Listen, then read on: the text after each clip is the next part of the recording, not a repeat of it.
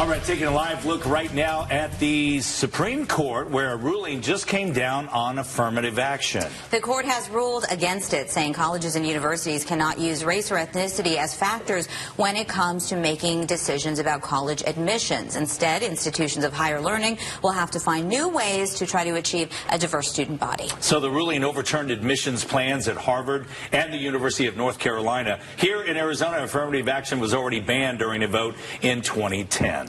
So to help put this into perspective is J.D. Wyzalik, who is the founder of AZ College Consulting.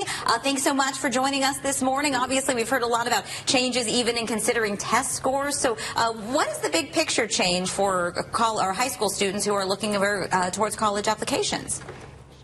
Well, as the founder of AZ College Planning, I've done an enormous amount of research on the college admissions game. And it's a game. And when you understand the rules of the game, you can position yourself to win.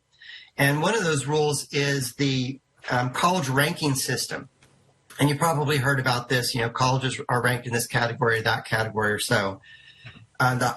When there's an upward trend in any category that's ranked, that attracts attention. More attention means more applications and more application fees.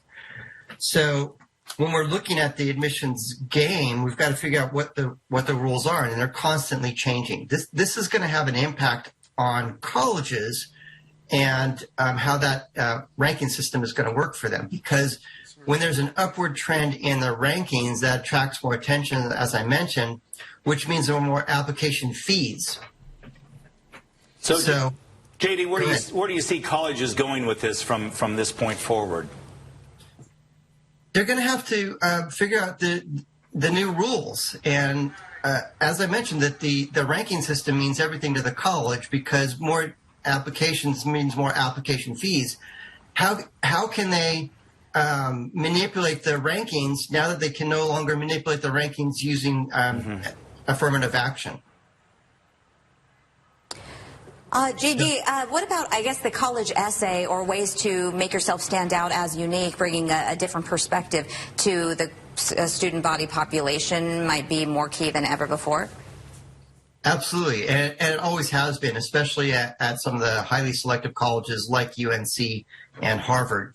The application is a pivotal factor in there. What's also interesting is Common App, and the website is commonapp.org, which is a single website that has over 1,000 colleges. You fill out one application, you can apply to a bunch of different colleges. ASU and U of A are on the Common App, as well as Harvard and UNC. And one of the options on there is to specify ethnicity. Well, one thing that you can do with this is you can just ignore that question and move on to the next question. All right, JD, thanks for your time. We appreciate it. It is interesting. We'll see how, educational institutes move on with this information. So thank you. It's an ever-changing field. With that, yeah, for sure.